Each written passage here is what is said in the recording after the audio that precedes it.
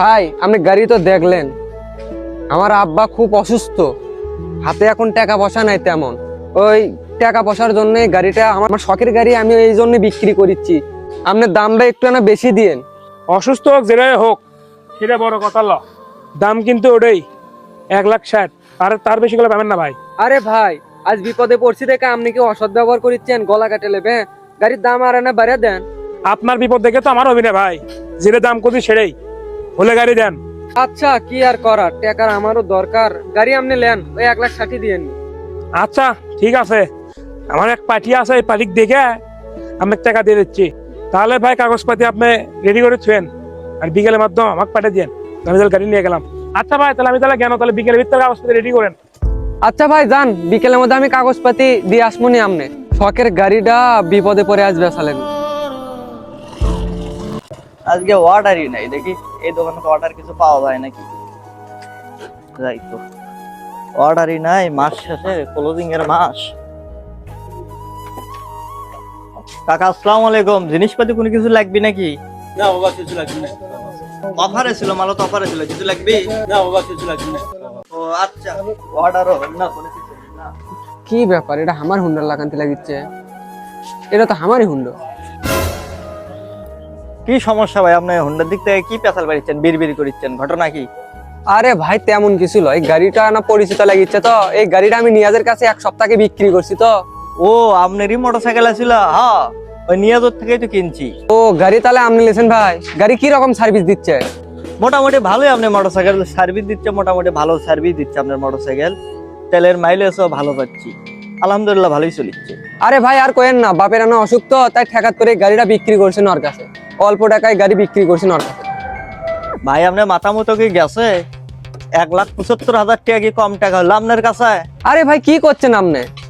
আপনি এতটি টাকাতে গাড়ি কিনছেন মানে? হ্যাঁ, 1,75,000 টাকা দিয়ে তো কিনছি। আমি তো ওর কাছে গাড়ি বেচছি 1,60,000 টাকা দিয়ে, আপনার কাছে 1,75,000 দিয়ে কেমনে বেচে? 15,000 টাকা দালালি খাচ্ছে আপনার কাছে। কি কন আপনি? আমার বিশ্বস্ত বন্ধু হয়ে উনি আমার সাথে এই বেইমানিটা করে বললো, আর এই দালালিটা করার সাজিল আমার সাথে। ওই তাহলে কি করে গাড়ি বেচছে শোনেন।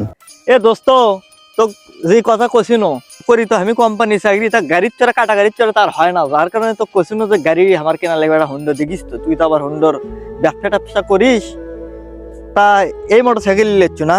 কাগজপাতি তো ওকে আছে? হ্যাঁ সব ঠিক আছে। আচ্ছা, কাগজপাতি যদি ওকে থাকে তাহলে দাম কেঙ্কা কি নাকি? আরে দোস্ত তুই আগে গাড়ি দেখ, গাড়ি পছন্দ হয় নাকি? গাড়ি সবকিছু তো ঠিকঠাকই দেখেছি, গাড়ি দেখে মোটামুটি চলে, পছন্দ হয়ে গেছে আমার। তার দাম কেঙ্কা কি লিবু নাকি? দাম বেশি ল, 1,80,000। কি কোস দোস্ত, 1,80,000 টাকা এই গাড়ি? তুই তো আমাকে তো টেনশনত ফেলে দিল। 1,80,000 টাকা কেমনে হয়? এই গাড়ির দাম সর্বোচ্চ হলে 1,55,000 থেকে 60,000 টাকা দাম হবে। 1,80,000 টাকা দোস্ত দাম বেশি হয়ে যায়। তুই দোস্ত মানুষ, আমার এমনি অভাবী সংসার, তো বিশ্বাস করি বিদায় তোকে কছি যে একটা বাইক দেখ, দাম কিন্তু বেশি হয়ে যাচ্ছে। তোর উপর বিশ্বাস করে তোকে কছি একটা মোটরসাইকেল দেখ, দাম বেশি হয়ে যাচ্ছে, এত দাম তো হয় না। আরে পাগলা, তোর গাড়ির বাজারের সম্পর্কে তো ধারণাই নাই। তুই যদি গাড়ি লিস 1,75,000 দিস, লিলে না লিলে না আলে, আমার অন্য পার্টি আছে, আমার আর সময় নষ্ট করিস না।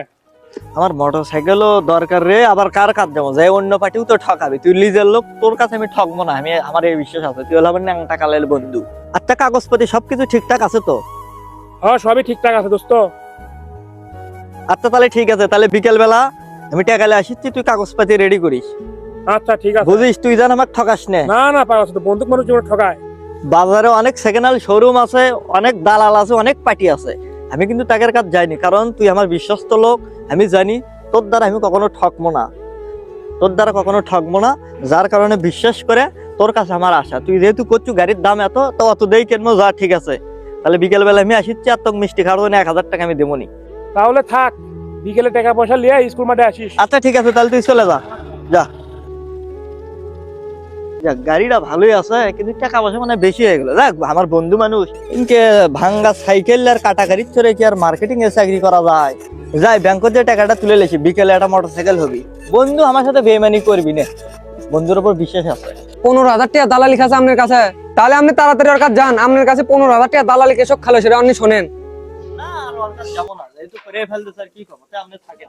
তাই আপনারা যারা সেকেন্ড হ্যান্ড মোটরসাইকেল কিনবেন বা বাইক কিনবেন, তারা বাইক কেনার আগে আপনারা সাবধান হয়ে যান, না হলে এরকম যদি দালালের খপ্পরে পড়েন তাহলে আপনারা অনেক লসের ভাগিদার হবেন।